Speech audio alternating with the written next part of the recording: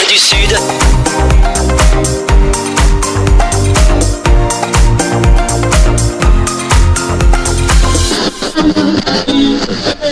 L'invité du jour, le rendez-vous de Radio Call Direct. Donc je suis Valérie Tonin, je suis la présidente de l'agence de développement touristique du département. Alors on sort de conférence de presse puisqu'il y a la préparation de la deuxième édition de Bastide en Fête, c'est ça? Un petit mot sur la première, comment s'est déroulé? C'est toujours important de parler de cette première édition. Alors la première, c'était un événement assez exceptionnel puisque c'est la première fois qu'on mettait en harmonie l'ensemble des Bastides sur le département sur un même week-end. Donc pour nous c'était quelque chose qui était attendu. De nombreuses Bastides ont participé et ont donné beaucoup de temps à la préparation qui a donné un retour différent selon les Bastides, mais des Bastides qui ont vraiment joué le jeu à fond, d'autres un petit peu moins ou qui ont été déçus peut-être, mais en tout cas on peut dire quand même que l'événement a été positif et a vraiment marqué la fin d'année 2024. Alors là vous repartez pour une seconde édition, je suppose qu'il y a peut-être des choses qui ont été améliorées. On voit qu'il y a un autre département qui vient vous rejoindre, c'est la Dordogne, c'est ça? La Dordogne qui nous rejoint effectivement. Alors la deuxième, forcément, tout va s'améliorer, c'est toujours comme ça, les premières sont toujours un coup d'essai. Ravi de voir la Dordogne qui nous rejoint, qui avait décliné l'invitation l'année dernière, mais ravi parce que la Dordogne a des Bastides qui sont concentrés sur le sud de son département et vraiment très très proche du Lot-et-Garonne. Donc c'est vraiment un événement qui va rayonner en fait sur ces deux départements cette année. Beaucoup de Bastides qui reviennent sur la manifestation avec des choses qui s'améliorent, des idées nouvelles, et puis vraiment une dynamique des équipes en place pour que cela fonctionne. En fait, tout le monde y a trouvé un intérêt local, mais aussi territorial. Donc on est ravis en fait de cette deuxième édition. Je rappelle, chaque Bastide participante donc organise des animations. Je dis ça dure 3 jours, c'est ça? Alors ça dure 3 jours. Sur certaines Bastides que 2. Il y avait le choix en fait de commencer le vendredi ou pas.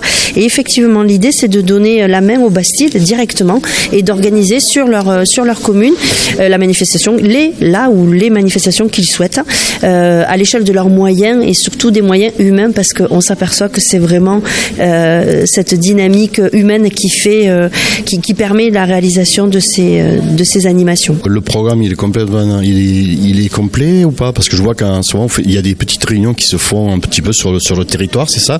Aujourd'hui, c'est la dernière à Sirignac. Il y a eu combien de réunions? Alors c'est la 4e aujourd'hui. Il y a eu une réunion par territoire. L'idée c'était d'essayer d'harmoniser les manifestations, surtout sur des Bastides proches, pour éviter qu'on ait la même manifestation à la même heure sur le week-end, pour que justement les visiteurs puissent errer de Bastide en Bastide sans retrouver les mêmes manifestations. Donc oui, c'est la 4e. Puis c'est là où justement les idées fleurissent aussi, parce que certains prennent les idées des autres ou améliorent, et c'est vraiment un moment qui fédère et qui co-organise la Bastide en fait. Du coup, le tourisme en Lot-et-Garonne, il chapeaute tout ça, c'est ça, il organise? C'est ça. Alors nous, on a pour mission de chapeauter cette manifestation, d'emporter la communication à l'échelle départementale. C'est quelque chose que l'on fait avec plaisir. Je rappelle que le Lot-et-Garonne est le département du quart sud-ouest qui a le plus de Bastides, présentes ou historiques. On en a 47. C'est un hasard, 47. Mais en tout cas, c'est vraiment une des identités du département qu'on ne peut pas prendre aux autres. Vous avez fait appel, ou alors il s'est peut-être proposé, c'est le pruneau qui sera à l'honneur cette année dans cette deuxième édition. Comment s'est fait le rapprochement? En fait, ça faisait quelques années qu'on travaillait avec le Bureau international du pruneau pour la mise en avant de cette agriculture, et en tout cas de ce fruit localement. J'ai pour habitude de dire que quand on va au Pays de Basque, on mange du gâteau basque dans tous les restaurants, et c'était pas le cas du pruneau en Lot-et-Garonne. Donc ça fait au moins 3 ans qu'on discute avec le BIP pour voir comment. Donc on a imaginé des cafés gourmands, plein de choses. Et dans cette programmation de la deuxième édition, il était évident que le BIP devait être associé. Et ce que propose en fait cette coopérative, c'est de fournir à chaque restaurateur de Bastide qui fera un repas en l'honneur de cet événement, de fournir gratuitement les pruneaux pour qu'il puisse réaliser son plat ou son accompagnement. Donc voilà, je suis contente de ce point parce que ça fait partie d'une identité du département. Le pruneau reste produit majoritairement en Lot-et-Garonne. 80% je crois de la production est faite en 47. Donc l'associer à cet événement reste bien évidemment plus que positif. Alors on a vu au cours de la conférence de presse qu'il y a d'autres départements qui auraient été enchantés de venir. Voilà, vous restez pour l'instant Lot-et-Garonne plus la Dordogne. À l'avenir, peut-être d'autres départements? Alors on va rester un petit peu chauvin pour l'instant, mais effectivement, on a été contacté par d'autres départements pour savoir comment on avait mis en place cette manifestation, notamment le Gers, le Tarn-et-Garonne. Pour l'instant, on reste associé à la Dordogne, parce que c'était le premier objectif, de travailler avec la Dordogne, justement dans cette proximité de Bastide, vraiment de la proximité du nord du département. Les autres, pour l'instant, on verra.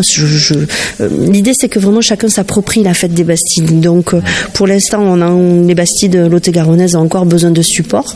Quand chacun roulera peut-être d'une manière autonome, on verra. Mais l'idée, voilà. De toute façon, on a acheté le nom, donc on ne pourra pas nous le prendre. Ça sera une identité du Lot-et-Garonne et j'y tiens. Il y a des partenaires qui vous aident dans ce rendez-vous? Alors bien sûr, on a tous les offices du tourisme qui sont du tourisme qui sont des territoires qui portent l'événement.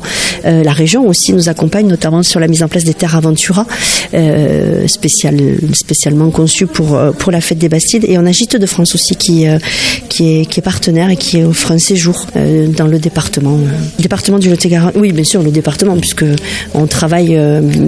La DRT et le département, ils sont toujours main dans la main.